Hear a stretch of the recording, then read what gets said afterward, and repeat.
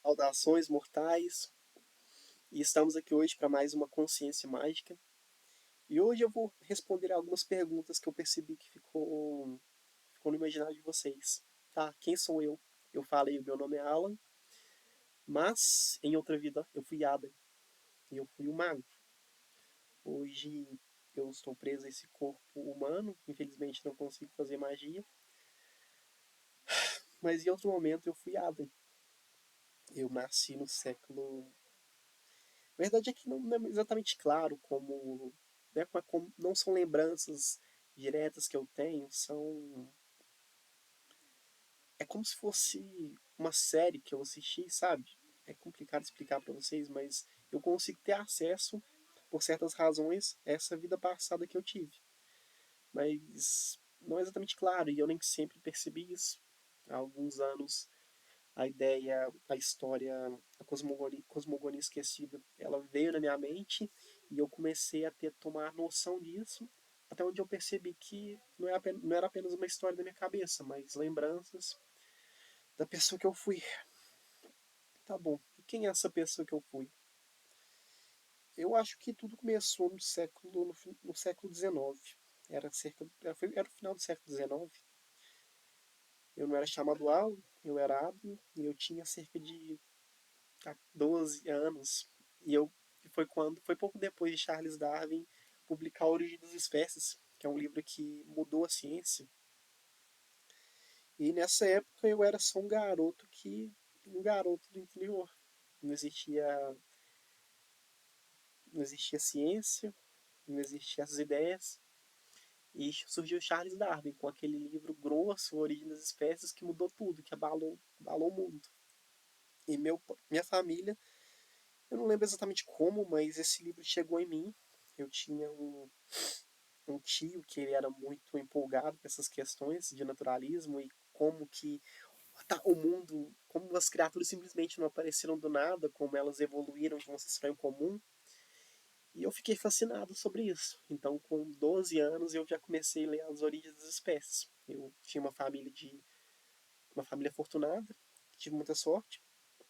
E então eu comecei de um moleque que gostava de colecionar insetos a um moleque que começou a estudar e realmente querer entender tudo aquilo. E foi aí, junto com esse tio que eu tive, que a gente começou a explorar o naturalismo. Foram cerca de 4 anos, dos meus 12 até meus 16. A gente passava tardes e tardes conversando sobre ideias. Naquela época não era ciência. O naturalismo ele estava naquela fase de transição de magia para ciência. Era o meu termo. A gente ficava observando insetos, conversando como o mundo poderia ter surgido e observando, principalmente. Era muito legal. E tudo isso mudou, na verdade, quando eu tive um convite para estudar em uma certa instituição. Eu fui convidado a ir para essa universidade, onde que a maior parte da minha família assim achava que eu era um moleque esquisito, mas meu tio ele me deu muita força e surgiu isso, essa oportunidade de ir para essa instituição, onde eles queriam desenvolver mais o naturalismo, esses estudos sobre botânica e sobre geologia. E eu fui para esse encontro dessa instituição e era um castelo abandonado. Ah, só para dar contexto, nessa outra vida eu nasci na Europa. Ah, eu fui para esse castelo abandonado, para essa reunião, e quando eu cheguei lá, fiz uma prova. Não foi uma prova de faculdade igual vocês estão acostumados, com números e com isso. Era sobre testar meus conhecimentos.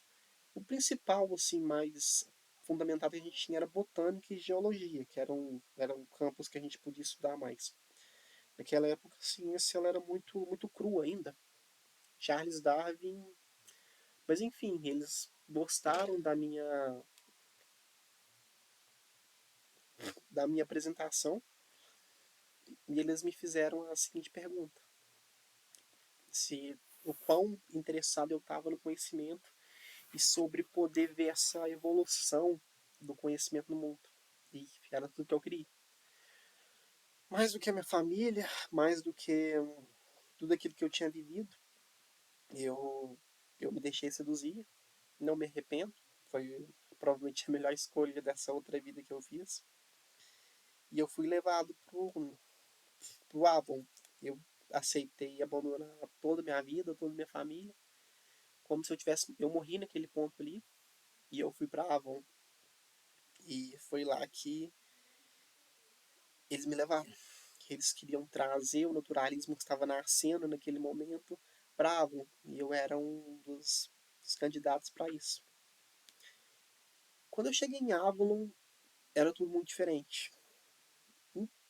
Essa ideia que eu e meu tio nós tínhamos de estudar a natureza, estudar o ambiente, Avalon era diferente. Se antes nós estudávamos o mundo de fora, lá eu comecei a estudar o mundo de dentro. Em Avalon eu comecei a comer as maçãs de Avalon, e essas maçãs elas prorrogaram o meu envelhecimento. E lá em Avalon, no livro eu falo mais sobre isso, mas eu passei cerca de 50, 60 anos, eu não sei falar com exatidão, mas eu passei muitos anos em Avalon. E foi incrível, foi incrível. Eu, dos meus, vai lá, 16 até meus 60 anos, eu tive essa oportunidade de ficar várias décadas estudando em Avalon. Claro, os estudos em Avalon não eram tão estudos, eram mais sobre sentir, onde eu aprendia a sentir a magia, sentir meu ambiente. E foi isso. No livro eu falo mais sobre isso, mas enfim, eu vou pular um pouco da parte para quando eu saí de Avalon. Quando eu saí de Avalon, a verdade é que eu me senti muito perdido, sabe? Eu voltei pro mundo moderno, eu voltei pro meu mundo natal, e estava destruído. Onde eu cresci foi destruído pela guerra. E estava tudo destruído, minha família tinha morrido. E eu não tinha mudado. Para mim passou 5, 6 décadas e eu era a mesma pessoa, mas o meu mundo não. Minha família estava toda morta. Meu, minha terra natal, minha cidade foi destruída pela guerra. E eu fiquei perdido.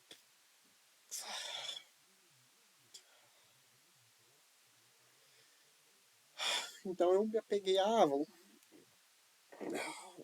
A Avalon que me levou para Avalon para me tornar, para desenvolver o naturalismo. Naquela, quando eu voltei, na verdade, o que eles me levaram para desenvolver já estava ultrapassado. Tava surgindo as ciências, e as ciências elas tomaram forma que simplesmente eu não pude acompanhar. Eu fiquei 5, 6 décadas aprendendo sobre sentir, e agora eu era um mago. Mas eu não era um cientista. Eu tinha essa base como cientista, como naturalista, mas eu nunca vou ser um cientista. Eu nunca vou poder compreender formas complicadas e traduzir no papel. Eu me senti muito inútil quando eu não pude. A Avon era tudo que eu tinha. E eles me levaram lá para desenvolver isso que estava surgindo e meu conhecimento era inútil, eu era ultrapassado. Eu me senti muito perdido, sabe?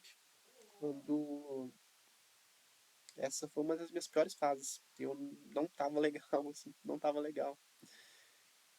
Ao mesmo tempo que eu perdi minha família, eu perdi o meu mundo novo, meu mundo antigo, meu mundo novo, eu não era útil.